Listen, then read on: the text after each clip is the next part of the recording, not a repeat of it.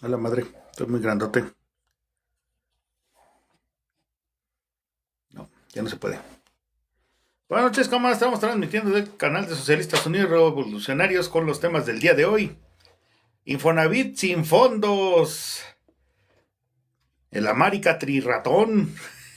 Y Ucrania alberga neonazis. Vámonos con la nota de Ucrania. Dice la nota: Rusia y Ucrania, ¿cuál es la influencia del neonazismo y la extrema derecha en ambos países? Uno de los argumentos centrales del presidente ruso Vladimir Putin para justificar la invasión de Ucrania es el objetivo de la desnazificación del país. Los partidarios de Ucrania rechazan esta acusación y responden que su presidente Volodymyr Zelensky es judío, como si ser judío limitara el ser neonazi, ¿no? En medio de la guerra, el papel de la extrema derecha en Ucrania ha sido tema de debate constante y también de propaganda de los distintos bandos del conflicto. Pero realmente hay neonazismo dentro de Ucrania. ¿Cuál es el papel de las milicias de la extrema derecha dentro del país? El Estado ucraniano apoya y es apoyado por estas ideologías. Hay una extrema derecha en Rusia, dice. ¿Existe una ideología de extrema derecha en Ucrania? Dice: sí, los funcionarios ucranianos y los aliados extranjeros como Estados Unidos y los países europeos a menudo niegan la importancia de los movimientos neonazis y de extrema derecha en la política interna de Ucrania, pero esos grupos existen. Este tema sigue siendo muy delicado, rechazado por los políticos y la prensa. Nadie quiere alimentar la maquinaria de propaganda rusa que a menudo enfatiza y en ocasiones exagera el papel de estos grupos en la política ucraniana, como si no fuera cierto. Uno de los movimientos más destacados en el conflicto es el llamado Batallón Azov, un grupo neonazi que en 2014 combatió la invasión rusa de Crimea en la ciudad de Mariupol. El grupo ha estado luchando contra los separatistas rusos de la región desde entonces y ha jugado un papel importante en la resistencia ucraniana. La semana pasada el batallón Azov, llamado así por el mar Azov, ubicado al suroeste de Ucrania y al norte del Mar Negro, se atribuyó la muerte de un general ruso, Oleg Mitayev. El batallón es una unidad de la Guardia Nacional de Ucrania, la policía militar del país. En la práctica, el grupo se ha convertido en los últimos años en la milicia de guerra, cuyo mayor enemigo son los rusos. El Azov es criticado por mostrar símbolos neonazis, como el Wolfshagen, utilizado por la segunda división del SS del Reich y el del Sol Negro. También hay dos grupos considerados de extrema derecha por los expertos en el partido Svoboda, el C14 y el Privy Sector, o sea, sector de derecha, que han creado sus propias milicias armadas, muchas de las cuales se han sumado a las fuerzas regulares ucranianas. En los últimos años, antes del conflicto en Ucrania, la BBC ha informado que sobre cómo estos grupos han tomado un papel cada vez más importante en la vida cotidiana de los ucranianos, aprovechando los vacíos de poder dejados por las otras instituciones como la policía. En 2017, la BBC demostró que las milicias de extrema derecha asaltando eh, establecimientos de juego y atacando a enemigos políticos a la conveniencia del gobierno. En la ciudad de Cherkasy, milicianos de extrema derecha irrumpieron en el ayuntamiento de la ciudad y amenazaron a todos los legisladores, diciendo que ninguno de ellos podía irse hasta que se aprobara el presupuesto propuesto por el alcalde. También hubo enfrentamientos violentos entre la milicia y la policía. Ucrania se vio muy afectada por el enfrentamiento entre el neonazismo y el comunismo durante la Segunda Guerra Mundial. Varias regiones fueron ocupadas de tropas nazis durante la Operación Barbarroja en 1941. Antes de eso, bajo el régimen soviético de Joseph Stalin, Ucrania se había enfrentado a la época de hambruna conocida como el Holodomor, una combinación entre las palabras ucranianas sol, que significa hambre, y mor, que significa exterminio. Se estima que más de 3 millones de ucranianos... ¡Ay, no mames! Clásico de la BBC. Primero acepta, ¿no?, que Ucrania tiene grupos neonazis entre sus filas entre sus filas, pues, son filas de la milicia, y después agarra y dice, no, que también tiene Stalin, ¿no?, que dejó 3 millones de muertos, lo cual es una mamada, es una verdadera pendejada.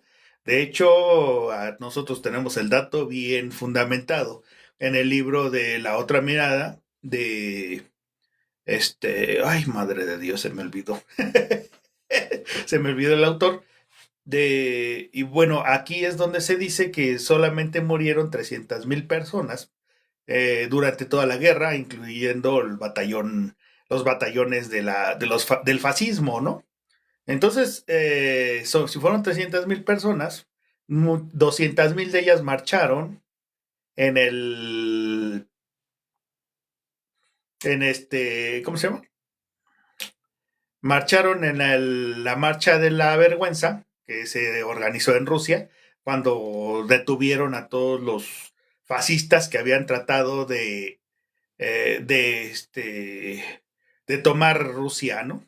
Y también lo importante de esta nota de la BBC también es que están aceptando que los grupos neonazis son de derecha. Entonces, lo que podemos concluir es que estos grupos de derecha están de derecha extrema, así lo dicen, son muy parecidos a los grupos neonazis, y si no es que son los mismos.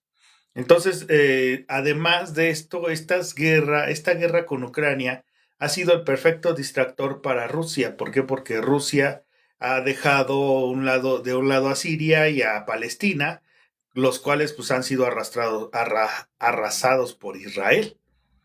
Entonces, esta guerra que se inventó para que Ucrania, lo que los hermanos rusos se pelearan, mientras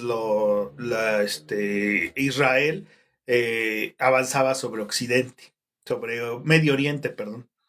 Entonces, esta guerra, pues, parece que va a tener su fin en este próximo invierno. Ya saben que los inviernos rusos siempre han sido mortales para estos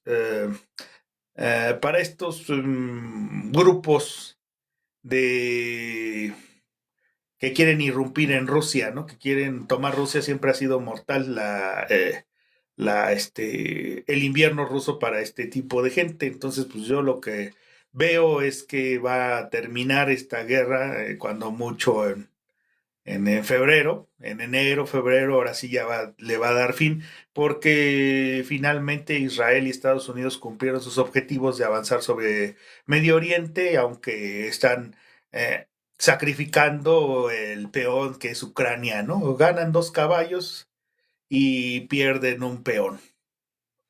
Y esa es la realidad, ¿no? O sea, cómo este batallón, este país fue utilizado por Occidente o sea, le llaman así a la gente de Estados Unidos y de Israel, que ya habíamos dicho que ya vamos a decir nosotros que los empresarios gringos, todos los empresarios gringos avanzaron en Medio Oriente y pues sacrificando uno de sus grandes, bueno, yo creo que sería como un alfil, pues, o sea, un peón grande. Sacrificaron un alfil para obtener 2 caballos.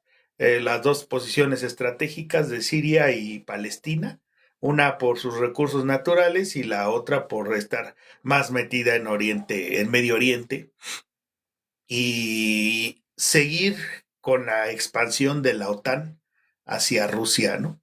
Lo cual, pues, se pueden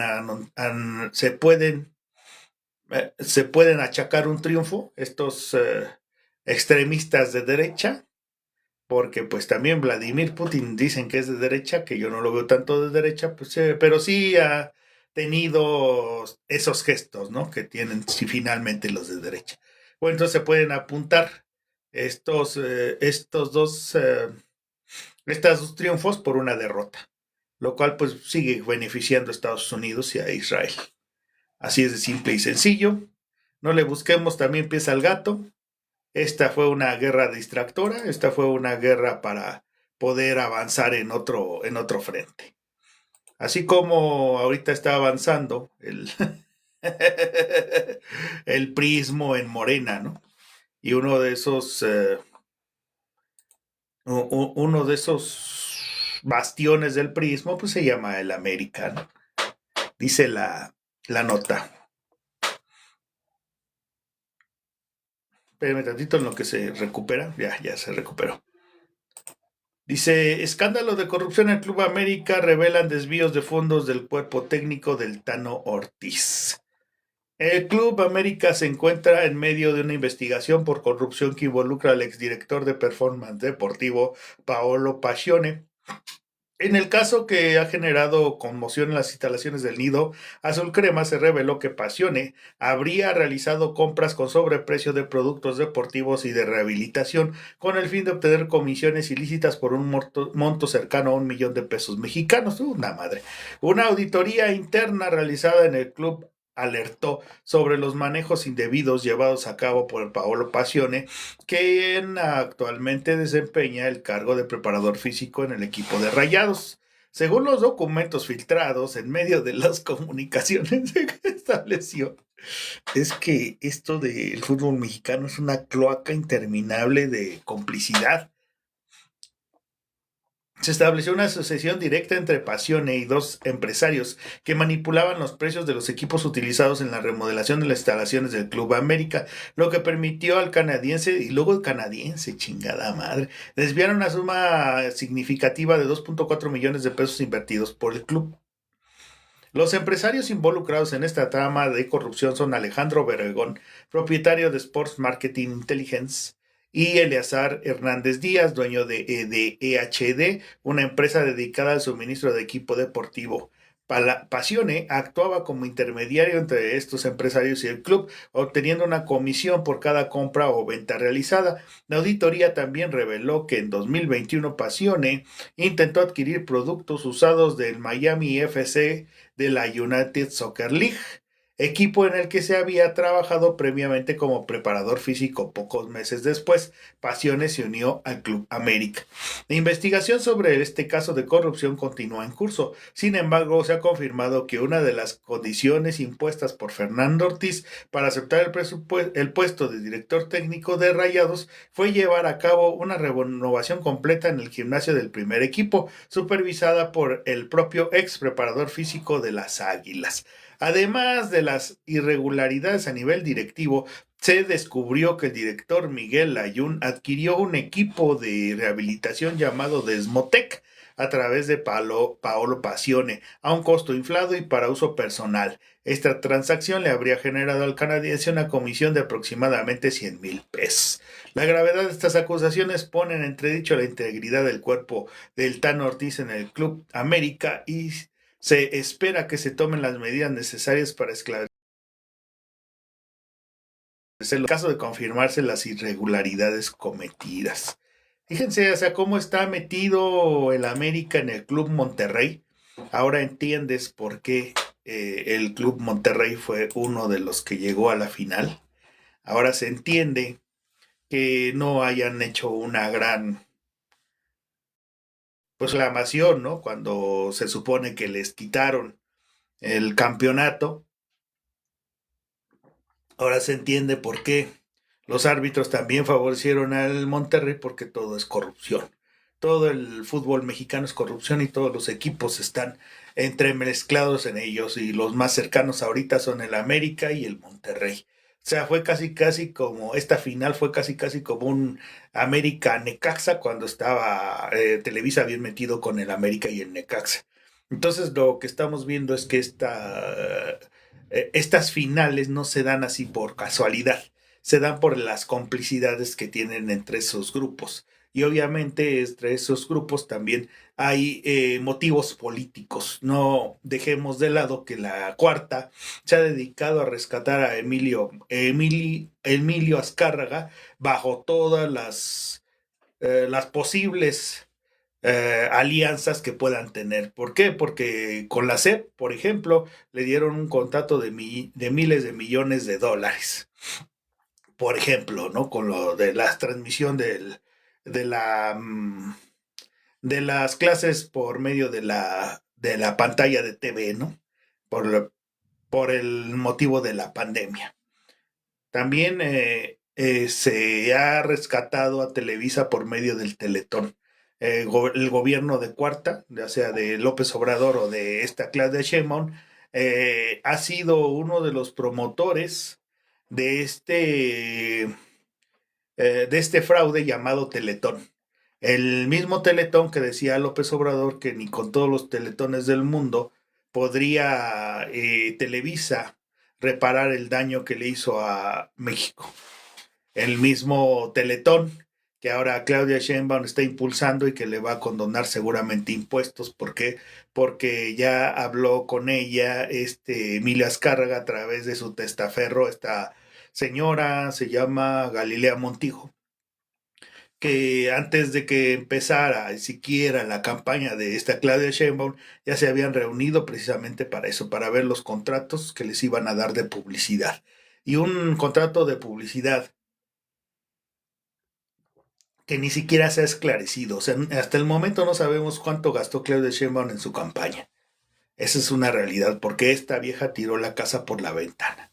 No nada más hizo de espectaculares, no nada más fueron los comerciales a todas horas, en todo momento, no nada más fueron las entrevistas, tanto a gente de Morena, como a Noroña, como a Dan Augusto, como a la mismísima Claudia Sheinbaum, y fueron puras entrevistas a modo, nunca se les increpó, nunca se les hizo ver los pactos que tenían previamente con los empresarios, nunca se le sacó por ejemplo, lo de su hija de Claudia Sheinbaum, que tiene su beca de CONACYT, tampoco se le cuestionó con lo de su departamento, que según era rentado, o sea, cuando ella tiene varias propiedades, o sea, no nos hagamos pendejos, ¿no? Claudia Sheinbaum también tiene varias propiedades, pero no ha habido una investigación sobre eso.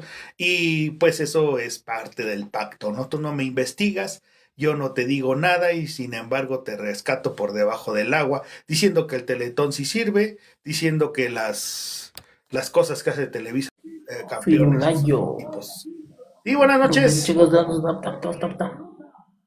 Ándale, dale. ¿Cómo se llama? ¿Cómo se llama? Bueno, voy a seguir con mi transmisión, ¿eh? Te voy a silenciar tantito. No tengo a nadie. Bueno, entonces, es lo que les decía. Televisa ha estado bien metida con la cuarta, desde el momento que esta Galilea Montijo fue a hablar con esta Claudia Sheinbaum. Y pues ahora con los campeonatos que vemos del América, de hecho ya son 3 veces campeón, han sido fíjate, en estos sexenios de Claudia Sheinbaum y López Obrador, los equipos más corruptos han sido los que más campeonatos han obtenido. Entonces, para mí, que esto ya es un pacto, esto ya es algo que ya se tenía previsto, y ahorita que estamos viendo la complicidad del América con el mismo equipo de Monterrey, pues no se me haría nada raro que hubiera sido pactada este campeonato. Recuerden que también a Emilio Azcárraga, o sea, aquí no sale, pero a Emilio Azcárraga le quitaron unas camionetas de allá en Nicaragua porque estaban metidas hasta el corro de droga. Recuerden que también el abuelo de Emilio Azcárraga, creo que es Emilio Azcárraga Milmo, sí es Emilio Azcárraga Milmo, él traficaba con droga hacia Estados Unidos. De hecho lo detuvieron en Estados Unidos porque su camioneta, qué raro, camionetas, porque su camioneta venía cargada de droga. Esa es la realidad con el consorcio de Televisa, esa es la realidad con el consorcio del Club América de fútbol, que de fútbol no tiene nada, pero de corrupción sí tiene mucho. Vamos a seguir con otra cosa. Ahora seguimos con lo del Infonavit. Yo digo que esto sí es grave, pero bueno, parece que están todas las miradas metidas en otra parte, ¿no?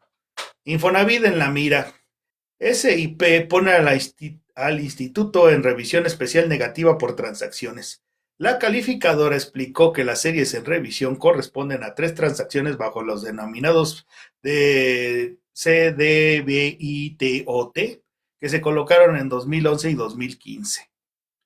La calificadora internacional SP Global Rating calificó colocó calificaciones de tres transacciones respaldadas por créditos hipotecarios residenciales originadas y administradas por el Instituto del Fondo Nacional de la Vivienda para los Trabajadores Infonavit en revisión especial con implicaciones negativas. La calificadora explicó que aquella serie de revisión corresponden a tres transacciones bajo los programas llamados CDBITOT que se colocaron entre 2011 y 2015 luego del anuncio del Infonavit de modificar la tasa de indexación utilizada para los créditos originarios en veces salarios mínimos BSM y que sirven como fuente de repago para los certificados. En nuestra opinión, dichas modificaciones expondrían a las transacciones a un mayor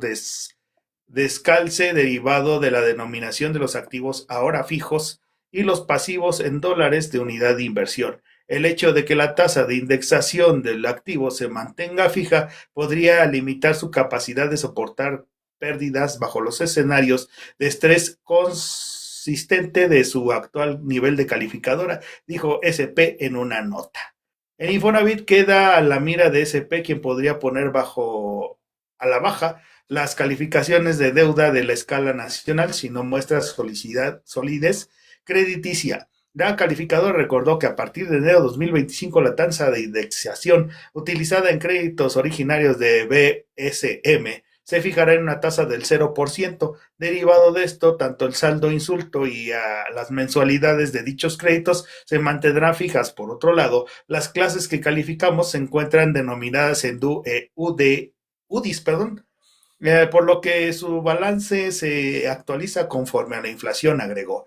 SIP consideró que las emisoras se amortizarán con la cobranza derivada de las carteras subyacentes. Sin embargo, detalló que una vez que el saldo insólito de los certificados preferentes representen el 10% del saldo inicial, el Infonavit tendrá la opción de recomprar estas transacciones. Finalmente, la calificadora señaló que espera resolver en un espacio de 90 días el estatus de revisión espacial de dichas transacciones.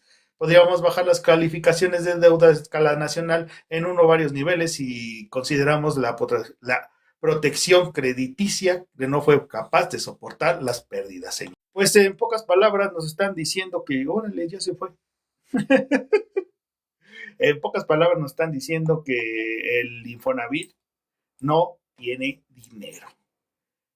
Según esta calificadora, está diciendo que estas transacciones que hizo el Infonavit, seguramente algún préstamo para algún hijo de su pinche madre, nos bajaron en YouTube. La calificación que le está dando es porque estos montos, que no dijeron de cuánto, que seguramente han de ser miles de millones de pesos, no van a ser solventados, van a ser, de hecho, con una tasa cero. Seguramente algún riquillo, algún funcionario público que va a estar detrás de ese dinero, que va a estar, ¿cómo le podemos decir? Que va a ser un nuevo FOBAPROA, pues, o sea, y eso es lo que está pasando y por eso esta calificadora SIP está diciendo que el Infonavit pues no tiene liquidez, que estos préstamos que hizo pues están fuera del margen del margen de lo que la institución puede prestar y que no va a poder solventar ese dinero. Pero esto no pasaba cuando el Infonavit era del Estado. Cuando el Infonavit era del Estado, ahora sí que como dicen por ahí, el 30% que se ahorraba de los contratos a empresas privadas, pues eso se lo clavaban directamente los políticos. Pero aún así había una sanidad en las finanzas. Aún así se seguía haciendo obra, se seguía garantizando el derecho de los trabajadores a tener una casa, ya sea chiquita, pero que sea casa, ¿no? Pero ahora no. Ahora, como ya todo el Infonavit está privatizado, como ahora ya todos los servicios que ofrece Infonavit están subrogados, pues ya no se puede el Infonavit. Y ahora lo que estamos viendo con esta privatización es que pues, las empresas privadas no pueden sostener ni siquiera sus propias deudas. Y si no pueden sostener ni siquiera sus propias deudas, pues yo no sé por qué chingados les están prestando dinero y luego se lo están prestando a tasa cero. Les digo, les repito, esto es para alguna empresa privada, para alguien que se está beneficiando, como el cártel de el cártel inmobiliario, el que está liderado por este Marcos Chabot, que es amigo de Claudia Sheinbaum. Por eso están queriendo reformar la ley del Infonavit también. Por eso todos esos movimientos que se hacen para que queden impunes los empresarios y que a los que metan a la cárcel pues sean a puro político, ¿no? Que como en el caso de García Luna, no se agarró nunca a Slim, no se agarró nunca a Ricardo Salinas Pliego y mucho menos a Azcárraga, siendo que ellos mismos son reconocidos por la CIA y por el FBI como narcotraficantes y que seguramente tienen pactos con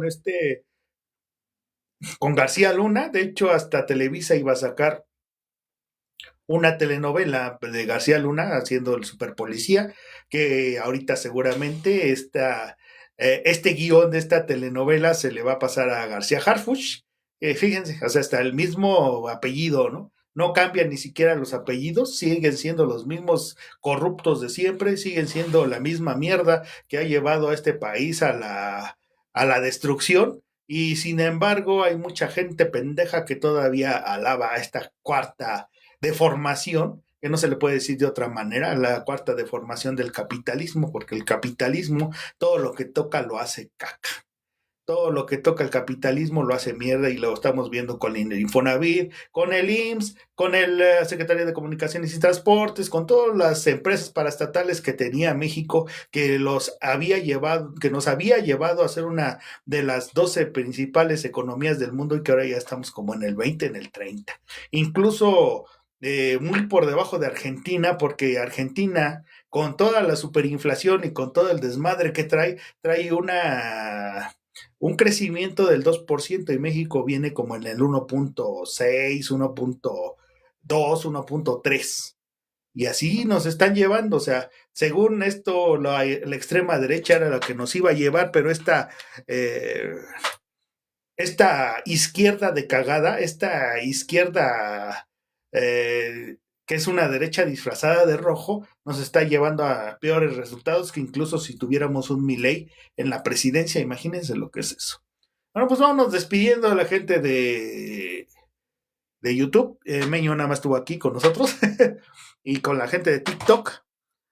Mando, Lola, Brandislav, María Elena, Margarita, Marcelino, Nora, Rodolfo, SJ, de IB, Víctor García, H. Dayala, Josmar, Moni García,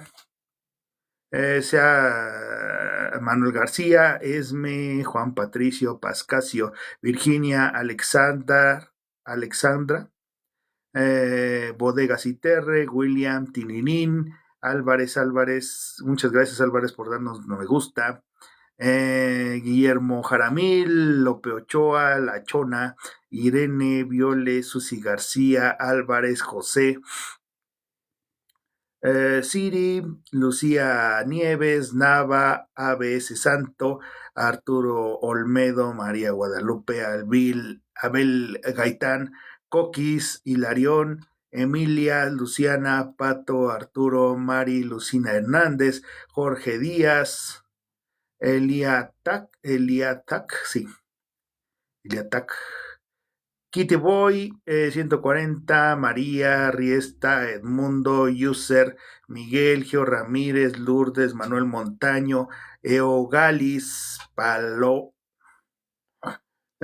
Humberto, Ernesto, Jaime, Leonor, Tinadí, Joaquín, User, Victoria, Omar, Esteban, Fermín, Romario, Carlos Loza, Rosa Vargas,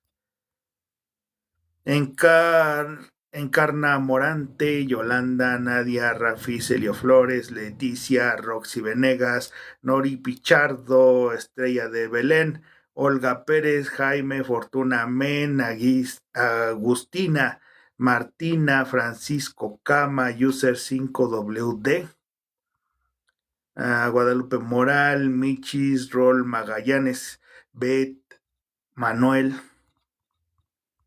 vale, José, user Juan Molina, Roy, Mauricio Rodríguez, Basi Elena, Lucía Nape, user Loto, Chalita, Rufina, Manel, Luis Alberto, Mole, Dominga, Rosa, Cástulo, perdón, Infiltrado, el infiltrado, Raúl, Thor, Yolanda Pérez, Lucio López, Alfredo Bautista, Benito Jiménez, María Jacobo, User, Raimundo, Rodrigo, 6, Verónica, Rosa, Luis, XC Ibarra, Gloria Vargas, Enrique Gómez, José Luis Hoyos, David Sánchez, Antonio Sánchez, Brisa, Lilia, Lola Gordon, Víctor Luis, Carmen, Agustina, Eric, User, Alberto, Estefan, Dumbito, User, Emma, Olivia, Kyoko, Bernardino, Pati Pérez, Elena G, 46, Ana Lilia.